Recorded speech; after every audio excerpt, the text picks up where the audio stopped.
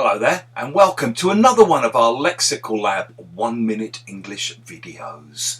If you enjoy this video, make sure you subscribe to our YouTube channel and check out our website www.lexicallab.com to find out more about our online English language lessons. In one of my classes yesterday we ended up talking about crafts and crafting, and one student spoke rather proudly about her brother who has bought a plot of land outside the town he lives in, and he's decided that he's going to try and build from scratch a house for himself and his family. He's getting someone else in to lay the foundations, but after that he's planning on doing everything himself. The wiring, the plumbing, the works.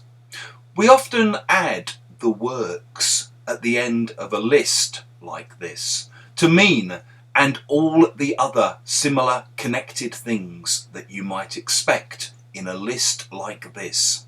So, in the same way, you might say, oh, they have an amazing house. They've got a swimming pool, they've got a tennis court, they've got a jacuzzi, the works.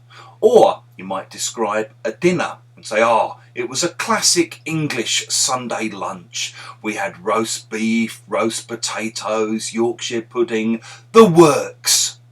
Sometimes, back in the day when I used to eat meat, I used to go to my local kebab shop and I would order a kebab.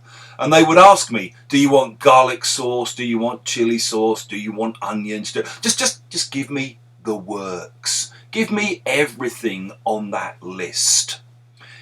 If you have enjoyed this video, make sure you click the thumbs up button, the like button. It helps us with the algorithm.